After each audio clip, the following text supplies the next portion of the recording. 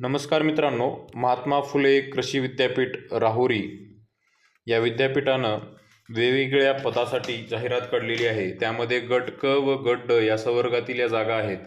तर महात्मा फुले कृषी विद्यापीठ महाराष्ट्रातच नव्हे तर पूर्ण देशभरात एक नामांकित कृषी विद्यापीठ आहे आणि अशा कृषी विद्यापीठामध्ये आपल्याला नोकरी करायला भेटणं ही सगळ्यात मानाचा म्हणजे आपल्या शिरपेचा मानाचा तुरा रोल्याच्या वरचा आहे.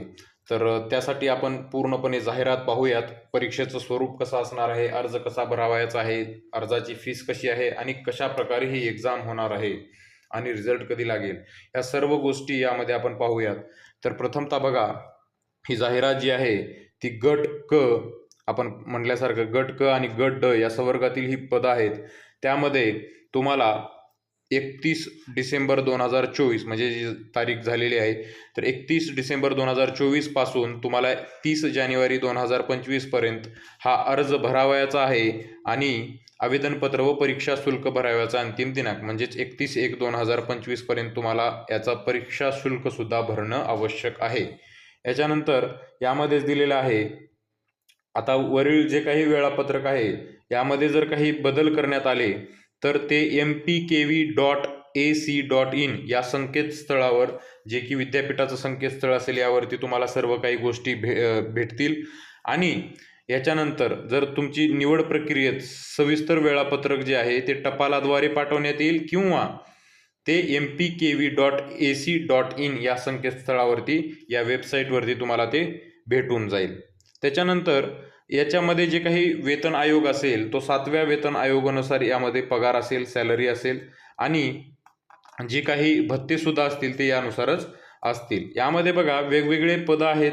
त्या वेगवेगळ्या पदासाठी एकूण पदसंख्या किती आहे हे सुद्धा आपण बघून घेऊयात. यामध्ये गट क संवर्गातील जे एकूण पदं आहेत यामध्ये 241 टोटल पदसंख्या आहे गट क संवर्गामध्ये, ज्याच्यामध्ये 1 नंबरला जे आहे ज्या पदासाठी रिक्त जागा काय आहेत ते बघा, वरिष्ठ लिपिक सिनियर क्लर्कसाठी एकूण 21 जागा यामध्ये दिलेल्या आहेत.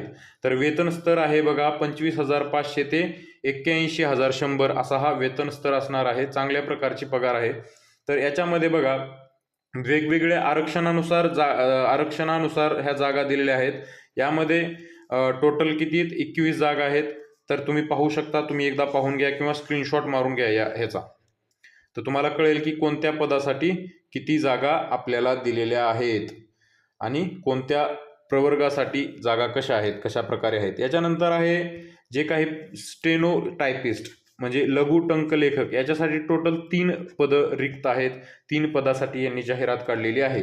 त्याच्यानंतर बघा, पदाचं नाव जे आहे लिपिक निटंकलेखक म्हणजेच क्लर्क कम टायपिस्ट, याच्यासाठी टोटल 40 जागा आहेत. भरपूर साऱ्या जागा आहेत यामध्ये सुद्धा. आणि तुम्ही हे जे कोणी इलिजिबल असेल याच्यामध्ये, तुम्ही ज्या कोणी प्रवर्गात असाल ते बघून घ्या एकदा किंवा याचा स्क्रीनशॉट मारून घ्या पॉज करून व्हिडिओ, बरं का. त्याच्यानंतर पुढं जाऊयात आपण. याच्यामध्ये जे काही ग्रंथालय चीफ कॅटलॉगर, जे की प्रमुख तालिकाकार ग्रंथालयाचं जे आहे त्याच्यासाठी टोटल 3 जागा आहेत यामध्ये. त्याच्यानंतर बघा, ग्रंथालयामधलंच आहे काय आहे, इश्यू असिस्टंट म्हणजे निर्गमन सहाय्यक, याच्यासाठी टोटल 2 पदं आहेत. 2 पदासाठी यांनी जाहिरात काढलेली आहे यामध्ये. त्याच्यानंतर आहे कृषी सहाय्यक ॲग्रिकल्चर असिस्टंट, याच्यामध्ये टोटल 45 पदसंख्या आहे. याच्यामध्ये टोटल 45 पदं आहेत. याचा सुद्धा तुम्ही स्क्रीनशॉट मारू शकता. आणि कोणत्या पदासाठी काय काय इलिजिबिलिटी क्रायटेरिया असेल, तुम्ही कोण याच्यासाठी इलिजिबल असू शकता, हे सर्व सुद्धा आपण खाली त्यांनी दिलेलंच आहे, ते सर्व आपण पाहून घेऊयात. पुढं चला. याच्यानंतर जे काय आहे लाईव्ह स्टॉक सुपरवायझर, याच्यासाठी 2 पदं आहेत. यांनी 2 पदं काढलेली आहेत. त्याच्यानंतर कनिष्ठ संशोधन सहाय्यक ज्युनियर रिसर्च असिस्टंट, याच्यासाठी 62 टोटल पदं आहेत यामध्ये. याचा सुद्धा तुम्ही स्क्रीनशॉट मारून घेऊ शकता, कोणत्या प्रवर्गासाठी किती जागा आहेत. पुढे जाऊयात आपण. याच्यानंतर आहे असिस्टंट कम्प्युटर, याच्यासाठी 1 जागा आहे. सहाय्यक संगणक. त्याच्यानंतर आरेखक ड्रॉट्समॅन याच्यासाठी 2 पदं आहेत. त्याच्यानंतर अनुरेखक ट्रेसर याच्यासाठी 4 पदं आहेत. स्क्रीनशॉट मारून घ्या तुम्ही पॉज करून. वरिष्ठ यांत्रिक म्हणजे सिनियर मेकॅनिक जे आहे याच्यासाठी 2 जागा आहेत. त्याच्यानंतर तांत्रिक सहाय्यक यांत्रिक टेक्निकल असिस्टंट मेकॅनिकल याच्यासाठी 1 जागा आहे. आणि पदाचे नाव कोणतं आहे? प्रक्षेत्र यांत्रिक फार्म मेकॅनिक याच्यासाठी 2 जागा आहेत. त्याच्यानंतर फिटर जोडारी याच्यासाठी 2 जागा आहेत. त्याच्यानंतर ओतारी फाउंड्रीमॅन ह्याच्यासाठी 2 जागा आहेत. हे जे काही आहेत आपण ह्या टोटल जागा बघूयात. याच्यानंतर जे कोणत्या म्हणजे एज्युकेशन क्वालिफिकेशन काय पाहिजे किंवा कशामध्ये आपलं शिक्षण झालं पाहिजे, पदवी कशासाठी लागणार आहे, 12वी पर्यंत कशासाठी लागणार आहे किंवा ITI कशापर्यंत लागणार आहे ते आपण पाहणार आहोत. त्याच्यानंतर ऑडिओ व्हिज्युअल ऑपरेटर हे 2 पदं आहेत. त्याच्यानंतर वायरमॅन याच्यासाठी 8 पदं आहेत टोटल. आणि हे जे आहे मिश्रक पशुवैद्यकीय कंपाऊंडर वेटरनरी याच्यासाठी 1 जागा आहे. छायाचित्रकार फोटोग्राफर याच्यासाठी 3 जागा आहेत. सहाय्यक सुरक्षा अधिकारी याच्यासाठी असिस्टंट सिक्युरिटी ऑफिसर जे आहे याच्यासाठी 2 जागा आहेत. नळ कारागीर जे प्लंबर आहेत याच्यासाठी 2 जागा. त्याच्यानंतर मिस्त्री जे की सिव्हिलमध्ये म्हणू शकतो आपण त्याच्यासाठी 4 जागा आहेत. जुळणीकार याच्यासाठी 1 जागा आहे. इलेक्ट्रिशियनसाठी 3 जागा आहेत. तुम्ही पॉज करून याचं स्क्रीनशॉट मारून तुमच्या जे काही आप्तइष्ट आहेत जे कोणी इलिजिबल असतील त्यांना ते तुम्ही पाठवू शकता. ड्रायव्हर याच्यासाठी 14 जागा आहेत वाहन चालकासाठी. याच्यानंतर कृषी यंत्र चालक ट्रॅक्टर ड्रायव्हर याच्यासाठी 6 जागा आहेत.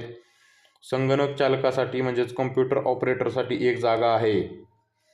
त्याच्यानंतर गट ड संवर्गातील एकूण 546 पदं आहेत बरं का. गट ड मध्ये 546 पदं आहेत. ते गट क चे पदं होते वरचे, आता हे गट ड चे आहेत.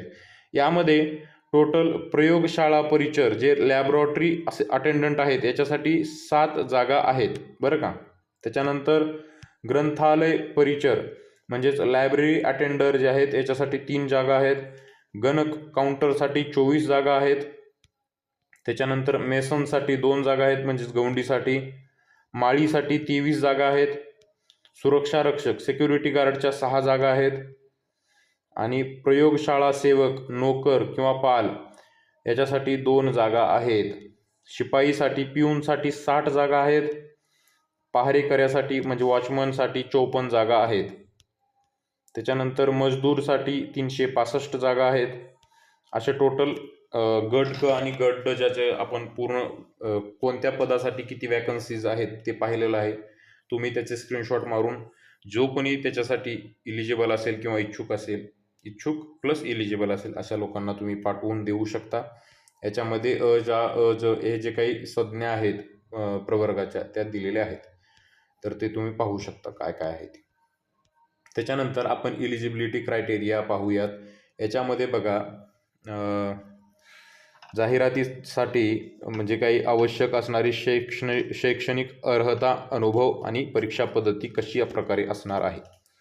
जे गट क संवर्ग आहे याच्यामध्ये बघा वरिष्ठ लिपिक यांच्यासाठी जे शैक्षणिक अर्हता जे आहे एज्युकेशन क्वालिफिकेशन कोणत्याही मान्यताप्राप्त विद्यापीठाची किमान पदवी पाहिजे म्हणजे ग्रॅज्युएट पाहिजे बरं का.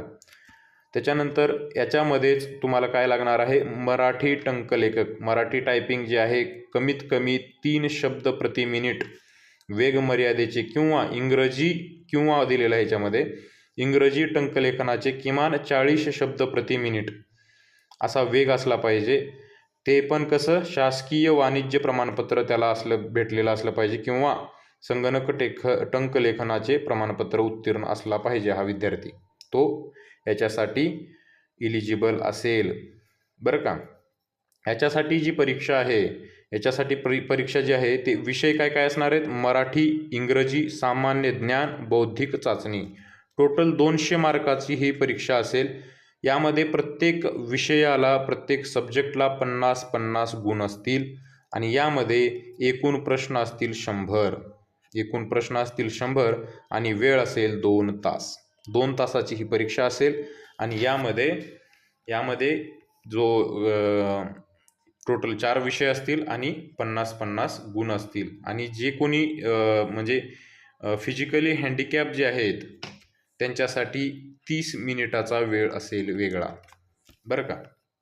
त्याच्यानंतर लघु टंकलेखक याच्यासाठी SSC किंवा तत्सम परीक्षा उत्तीर्ण असला पाहिजे, म्हणजेच 10वी पास चालेल याच्यासाठी लघु टंकलेखकासाठी. आणि शासकीय मान्यताप्राप्त इंग्रजी लघुलेखक परीक्षा म्हणजे 80 शब्द प्रति मिनिट एवढा वेग असला पाहिजे किंवा 40 शब्द प्रति मिनिट वेग मर्यादेचे टंकलेखन परीक्षा उत्तीर्ण असलं पाहिजे तो.